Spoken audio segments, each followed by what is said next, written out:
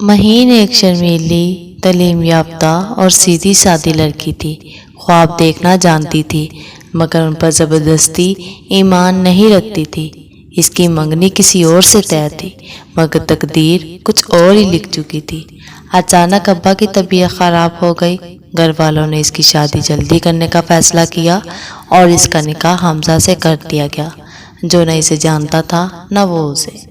حمزہ بیرون ملک سے واپس آیا تو اسے خبر دی گئی کہ اس کا نکاح ہو چکا ہے۔ وہ غصے میں تھا کیونکہ وہ پہلے سے ہی ایک اور لڑکی کو پسند کرتا تھا، مگر اس کی ماں نے دباؤ ڈالا کہ نکاح نبھاؤ۔ مہین اس نئے رشتے سے بے خبر خاموشی سے حمزہ کے رویے کو برداشت کرنے لگی۔ حمزہ اکثر سفر میں رہتا اور گھر آتا تو خاموش رہتا۔ مہین اس کی خدمت تو کرتی مگر دل میں سوال تھا، کیا میں اس کی زندگی کا حصہ ہوں یا بس ایک مجبوری؟ ایک رات حمزہ کو بخار ہو گیا۔ مہین ساری رات اس کے پاس بیٹھی رہی۔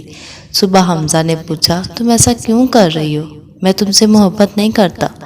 مہین کا جواب نرم تھا، رشتہ نبھانے کے لیے محبت کافی نہیں، نیت بھی چاہیے۔ میری نیت صاف ہے، محبت شاید وقت لے مگر میں نبھاؤں گی۔ یہ الفاظ حمزہ کے دل میں بیٹھ گئے مگر زبان خاموش رہی۔ کچھ ہفتے بعد حمزہ کو بزنس کے سلسلے میں شمالی علاقہ جات جانا تھا۔ ماں کے کہنے پر وہ مہین کو بھی ساتھ لے گیا۔ راستے میں خاموشی تھی مگر پہاڑ، برف اور بارش نے خاموشی کو مٹھاس میں بدل دیا۔ ایک شام بارش میں مہین پھسل گئی۔ حمزہ نے فوراً اسے تھاما اور پہلی بار اس کی آنکھوں میں دیکھا، وہ معصومیت، وہ سادگی۔ حمزہ کو احساس ہوا کہ وہ محبت کے پیچھے بھاگتا رہا جبکہ محبت تو خاموشی سے اس کے دل میں بیٹھی تھی۔ واپسی پر حمزہ نے خود مہین سے بات کی، میں نے تمہیں سمجھنے میں دیر کر دی مگر اب تم سے دور نہیں رہ سکتا، کیا تم میرے دل کی بیوی بنو گی؟ مہین رو پڑی، میں پہلے دن سے یہی چاہتی تھی کہ تم مجھے دل سے قبول کرو۔ اسی رات پہلی بار وہ ایک دوسرے کے قریب آئے۔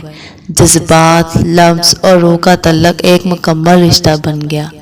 اب حمزہ اور مہین نہ صرف شوہر بیوی تھے بلکہ دو ایسے دل بن چکے تھے جو سچ میں ایک دوسرے کے لیے دھڑکتے تھے۔ ان کی کہانی ایک ثبوت تھی کہ محبت زبردستی نہیں مگر قربت کے لمحات سے پیدا ہوتی ہے اگر نیت سچی ہو۔